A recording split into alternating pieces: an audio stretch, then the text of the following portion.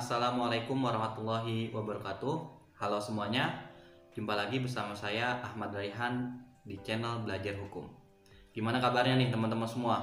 Mudah-mudahan teman-teman selalu dalam keadaan sehat walafiat dan diberikan perlindungan oleh Allah Subhanahu wa Ta'ala. Teman-teman semua, kembali kita akan belajar mengenai hukum acara tata usaha negara. Dan di sini pada hari ini kita akan mempelajari mengenai subjek, objek, dan lama waktu gugatan di dalam hukum acara tata usaha negara. Ya, jadi akan 3 hal yang akan kita pelajari pada kesempatan kali ini. Oke teman-teman semua, jadi jangan ragu lagi, silahkan untuk tetap menyimak pembelajaran yang akan kita pelajari pada hari ini, sehingga teman-teman nanti bisa menambah keilmuannya mengenai subjek, objek, dan juga lama waktu gugatan di hukum acara tata usaha negara.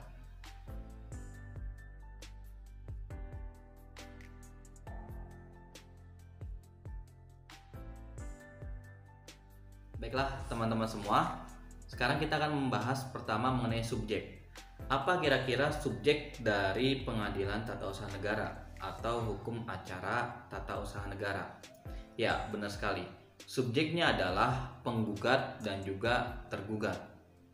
Nah, siapa itu penggugat dan siapa itu tergugat?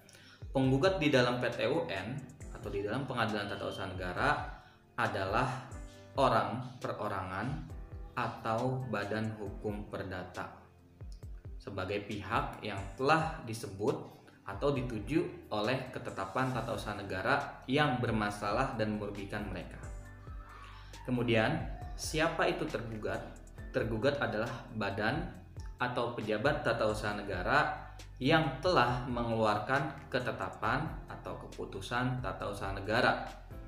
Ya, jadi penggugatnya adalah warga atau badan hukum perdata, sementara tergugatnya adalah badan atau pejabat tata usaha negara. Kemudian di dalam hukum acara tata usaha negara juga dikenal dengan orang ketiga. Siapa itu orang ketiga? Orang ketiga adalah orang yang dipanggil oleh hakim, karena di dalam hal ini namanya ikut tercampur atau ikut ada di dalam ketetapan tata usaha negara dan diyakini bisa untuk memberikan bukti-bukti yang valid juga. Soalnya hasil putusan dari PT UN itu bersifat erga omnes atau mengikat secara keseluruhan terhadap satu ketetapan tata usaha negara tersebut. Jadi yang pertama tadi, orang ketiga adalah orang yang dipanggil oleh hakim.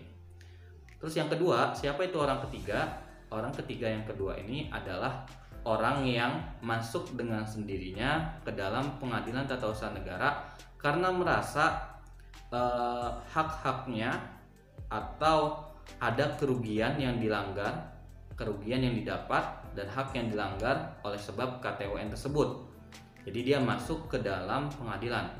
Nah, orang ketiga di sini berbeda dengan orang ketiga di dalam perdata ya. Karena kalau dalam perdata tuh biasanya dia menjadi memang memiliki 3 subjek jadinya. Tetapi di dalam PT UN, orang ketiga ini akan masuk sebagai penggugat bersama-sama dengan penggugat yang pertama. Jadi itu adalah subjek dari sengketa tata usaha negara, yaitu ada penggugat, tergugat, dan orang ketiga. Kemudian kita akan membahas mengenai objek dari tata usaha negara.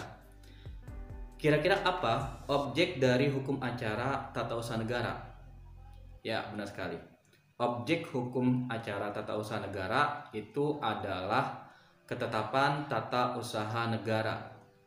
Yang mana ketetapan tata usaha negara ini adalah sebuah penetapan tertulis yang dikeluarkan oleh badan atau pejabat tata usaha negara yang berisi tindakan hukum tata usaha negara dan berdasarkan peraturan perundang-undangan yang berlaku dan juga bersifat konkret, individual, dan final serta menimbulkan akibat hukum bagi seseorang atau badan hukum perdata. Jadi objeknya adalah ketetapan tata usaha negara yang dikeluarkan oleh badan atau pejabat tata usaha negara. Kemudian selanjutnya kita akan membahas mengenai tenggang waktu dalam mengajukan gugatan di dalam PT UN. Nah, ini ada di pasal 55 Undang-Undang Nomor 5 Tahun 1986 tentang PT UN. Gugatan dapat diajukan hanya dalam tenggang waktu 90 hari terhitung sejak saat diterimanya atau diumumkannya keputusan badan atau pejabat tata usaha negara. Apabila dia lebih dari 90 hari, maka dianggap gugatan kadaluarsa. Dan apabila dia kurang dari 90 hari atau belum melaksanakan upaya administratif yang ada, maka itu disebut gugatan yang prematur. Jadi itu adalah yang berkaitan dengan subjek, objek, dan juga lama waktu gugatan. Demikian mungkin yang bisa saya sampaikan, kurang lebihnya mohon maaf. Terima kasih banyak sudah mendengarkan dan sudah mendapat pelajaran. Semoga pelajaran yang saya sampaikan ini bisa bermanfaat untuk teman-teman semua.